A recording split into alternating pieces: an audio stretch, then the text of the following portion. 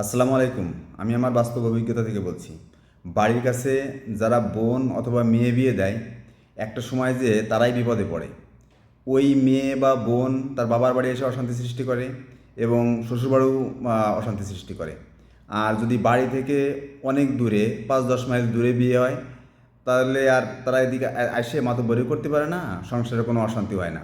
আর মেয়ে বা বোনকে যদি বাড়ির উপর রাখে, মানে ঘর জামাই রাখে, তারা পুরো সমাজটাকেই একবার অশান্তি সৃষ্টি করে ফেলে। আমি আমার নিজেদের কথাই বলি। আমার দাদারা হচ্ছে ২ ভাই ১ বোন। ওই বোনের স্বামীর বাড়ি অশান্তির কারণে আমার দাদারা তার বোনকে বাড়ির উপর নিয়ে আসে এবং এই বাড়ির উপর রাখার কারণে আমার যে চাচু দাদা উনি এর বিরোধিতা করে। উনি বলে যে ওয়াই তার স্বামীর কাছ থেকে ছাড়াই এনে অন্য জায়গায় বিয়ে দাও, অথবা তার স্বামীর বাড়ি তারে পাঠায় দাও, বাড়ির উপর রাখতে হবে কিসের জন্যে। কিন্তু আমার দাদা, উনি তো মাতুব্বর ছিল, উনি আবার বেশি মাতবাড়ি করে উনি বাড়ির উপরই রেখে দেয়। আমার দাদির যে ছেলে, উনি এদের পরিবারের সাথে মিশে এই কাজ টাজ করে এবং এই কাজ করার কারণে মোট সম্পত্তির উপর থেকে তাকে এক্সট্রা কিছু জমি দিয়ে দেয়, তারা বাড়ি টাড়ি করে দেয়। কিন্তু এর প্রতিটা ক্ষেত্রে আমার যে চাচু দাদা উনি এর বিরোধিতা করে। উনি বলে যে ওরে দিতে হবে কিছু জন্য, আমাদের তো ছেলে মেয়ে আছে, তোরও তো ছেলে মেয়ে আছে, কেন ওরে বেশি দিতে হবে। কিন্তু আমার দাদা তার বাইরের কথা শোনে না। ওই সে ওই বাড়ি থাকে এবং কাজবাজ করে, এভাবে চলতে থাকে। পরে আমার দাদা তো মারা গেল। মারাটা গেলে ওই যে কাকা, উনি হচ্ছে এই আমাদের যে ২ দাদার ছেলে মেয়েদেরকে নিয়ে উনি একটা গ্রুপ সৃষ্টি করে। গ্রুপ সৃষ্টি করে আমাদের বংশের মধ্যেই একটা মানে দলাদলি সৃষ্টি করে দেয়। বংশের মধ্যে দ্বন্দ্ব, কলহ, মারামারি, গ্যাঞ্জাম থাকেই, কিন্তু বাইরের একজন লোক এসে, মানে গরজামাই যারা থাকে তারা যদি এসে একটা মানে গ্যাঞ্জাম সৃষ্টি করে দেয়, সেই গ্যাঞ্জাম বহু দূর পর্যন্ত চলে যায়। এমনকি মানুষ খুন না হওয়া পর্যন্ত সেই গ্যাঞ্জাম আর মেটে না। আমার দাদির ছেলে যে কাকা, ওই কাকা আমার বাপ চাচাকের মধ্যে গ্যাঞ্জাম লাগা দেয়। আমার চাচার পক্ষ নিয়ে আমার বাপের সাথে আমার চাচাকের মধ্যে গ্যাঞ্জাম লাগা দেয়। আমার বাবাকে একবারে নিঃস্ব করে যুদ্ধ করে দেয়, কিচ্ছু দেয় না।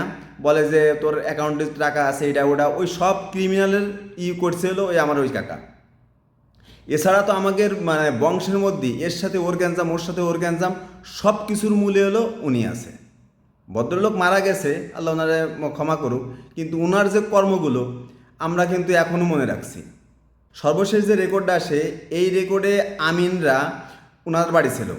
আর আমাদের বংশের লোক, সেই মাথা মোটার লোকজন, মানে বংশে কি একটা লোক নাই তাদেরকে করা খাবার দেওয়ার, কিন্তু ওই যে উনি তো গর্জে, ওনার বাড়ি সেই আমিনকে রাখছে, খাওয়াইছে, আর উনি কিন্তু কাম বাজায় নিছে। উনি আমার দাদা যে সম্পত্তি পাবে তার কিন্তু অর্ধেক পাবে উনি। উনি উপার জমি রেকর্ড করছে, ওনার নামে করছে হলো ১২৫ না ২৬% জমি। আর আমার বাপ চাচাকের নামে হয়েছে হলো মাত্র ৯৫ না ৯৪%।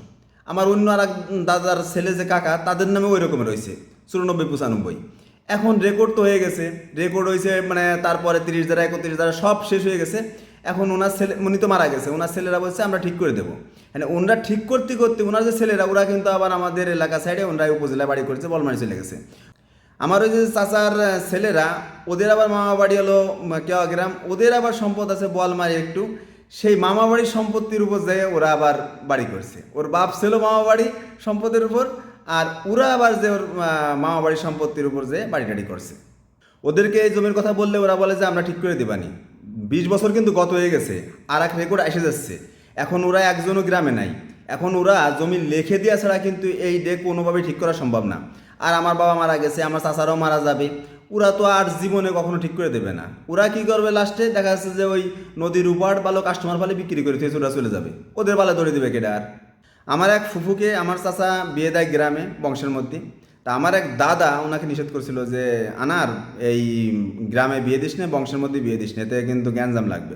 আর মুন্সি ওনার নাম ছিল, উনি নিষেধ করে যে আনার এই গ্রামে বোন বিয়ে দিস না, তা পরে বিপদে পড়বি। তা উনি আর কার কথা কিটা শোনে, উনি চিন্তা করছে যে গ্রামে বোন বিয়ে দিলে পারা আমার ক্ষমতা হবে, আমার পাওয়ার হবে। আসলে লাস্টে দেখা যাচ্ছে কি যে উনারই গ্রাম ছেড়ে চলে যাওয়া লাগলো। আমার ফুফোজান, উনরা আবার ৯ ভাই ছিল, উনার মামা বাড়ি আবার সর্দার বাড়ি। ওই সর্দারগের রক্ত, ওই গরম রক্ত শরীরে, ওই ক্ষমতা বলে ওই বংশের মধ্যেই গ্যাঞ্জামগুলো যে গেড়ে মারবি, ওরে ধরবি, এই করতে করতে লাস্ট পজিশনে আমার যে চাস্তো কাকা, ওদের হাতে উনি দুনিয়া থেকে চলে যায়। মার্ডারের পরে কেস হয় দীর্ঘ 10-12 বছর পরে, সেই মামলা একবারে বেকসুর খালাস হয়ে গেছে। আমার বাবা বিয়ে করছে সর্দার বাড়ি পাশের গ্রামে, আমার আর এক কাকাও বিয়ে করছে, মনেও সর্দার বাড়ি বিয়ে করছে। এই যে আমার মা চাচি দুইজন, মানে আমার বাপ চাচাগের একটা মানুষের একটা মানে পশমের যে মূল্য, সেই মূল্য দেয় না। আর এরা যে কত নির্যাতিত হয়ে আছে, আল্লাহ মনে হয় মরার পরে এদেরকে বিনা হিসেবে জান্নাতে দিবি, কারণ যে এরা দুনিয়া থেকেই অশান্তি ভোগ করে গেছে, জাহান্নামের আগুন এরা ভোগ করে গেছে দুনিয়া থেকেই। আমার বাবা আর্মি চাকরি করতো, তার ইনকামের যত টাকা সব টাকার জমি আমার মার নামে রাখছে, ওনার নামে কিচ্ছু দেয় নেই। এবং শেষ সম্বল ছিল ওনার বাড়ির জমিটুক, যে বাড়িতে আমি আছি বর্তমানে, সে বাড়ির জমিটুকু মরার আগে আমার মা জোর করে লিখে নিয়েছে ওনার কাছ থেকে। আর নগদ ক্যাশ ক্যাপিটাল সব আমার মার কাছে। আর আমার মা চলে এলো আমার বোনের কথায়, ওই টাকা পয়সা সব আত্মসাৎ করেছে, আমারে মানে একবারে জিরো, কিচ্ছু দেই নেই, মানে একটা লবণের চামচ পর্যন্ত আমার দেয়নি। আমার বউটি পৃথক করে দিয়েছে। আমি তো বিদেশ থাকি, আল্লাহ যেভাবে রাখে আলহামদুলিল্লাহ ভালো আছি, কিন্তু আমার বোনের কথায় আমার মা আমার বাপের উপর, তো আমার বাপের জীবনে কিচ্ছু মানেনি, আমার বাপের টাকা আমার বাপের জীবনে হজে পাঠায় নেই, উমরায় পাঠায় নেই। আমার বাপ মরার পরই আমার মা যে উমরা করে চলে আইছে, তাও আমার ভাগ্নেরে নিয়ে। উনি জান্নাতে চলে যাবে, কিন্তু তার টাকা দিয়ে সে তার ভাগ্যে হজ উমরা জুটলো না। আর টাকা পয়সা জমি জমা যা আছে সব কিছু নিয়ে আমার বোনি বাড়ি যে উঠছে, সে সে আমার বোন আত্মসাৎ করতেছে। এরকম আর একটা ঘটনা ঘটছে, আমার আর এক চাচা তার মাই একটা বাড়ি ভাড়া রেখে দিয়েছে, সেই আমার ওই দাদির মতো, সে স্বামীর বাড়িও যাবে না, সে এই বাড়ি এসে থাকবে।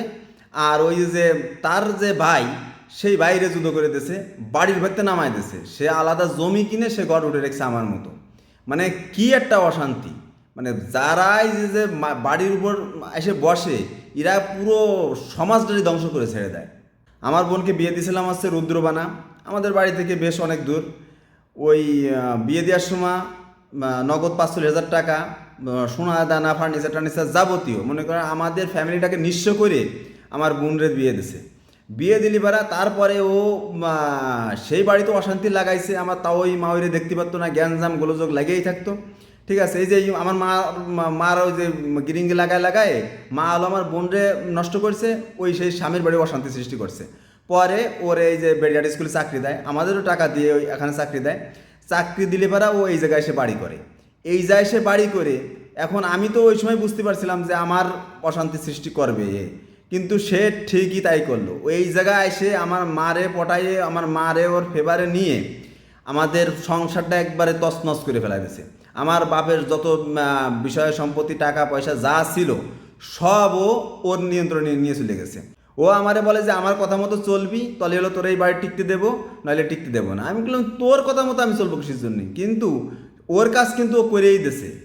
আমি বিদেশ থাকা অবস্থায় আমার বউ পোলাপানের বাড়ির থেকে নামাই দিছে। 2 বছর আমার পরিবার, আমার বউ মেয়ে ওর বাবার বাড়ি ছিল, ওর কাজ কিন্তু ও করছে। যারা বাড়ির কাছে বোন এবং মেয়ে বিয়ে দেয়, তারা অধিকাংশই মানে কিছুদিন পরে যে বিপদে পড়ে, এর মধ্যে কোনো ভুল নেই। অবশ্য সবার ক্ষেত্রে না, যারা মানুষ, ভালো মানুষ, মানুষত্ববোধ যাদের মধ্যে আছে এবং আল্লাহর ভয় আছে, তারা অশান্তি সৃষ্টি করে না। কিন্তু অধিকাংশ ক্ষেত্রে যারা অমানুষ, যাদের মধ্যে মানুষত্ব জ্ঞান নাই, এরা গ্যাঞ্জাম সৃষ্টি করবে। বাইরের বাড়ি এসে ওই বাইতে গ্যাঞ্জাম লাগাবে, মায়ের সাথে মা বাপের সাথে ভাইয়ের সাথে বাইরের মধ্যে গ্যাঞ্জাম লাগাবে, ওদের কাজই এই। বাড়ির কাছে যারা বোন বা মেয়ে বিয়ে দেয়, এরা হচ্ছে আস্থা গাছ বোধাই। আমি মনে করি যে দূরে 2, 4, 5, 10 মাইল দূরে বিয়ে দিতে হবে, সে যাইয়ে ওখানে যে কোনো অশান্তি সৃষ্টি করতে পারে না, যাবে কুটুমের মতো 2 দিন থেকে চলে আসবে, ঠিক আছে। আর বাড়ির কাছে হলে পারা ওই বোন মেয়ে বাড়ি এসে অশান্তি সৃষ্টি করবে, এর মধ্যে কোনো ভুল নাই। আল্লাহ সবাইকে ভালো রাখুক এবং সবাইকে সঠিক বুঝ দান করুক, এই কামনা করি। ধন্যবাদ সবাইকে।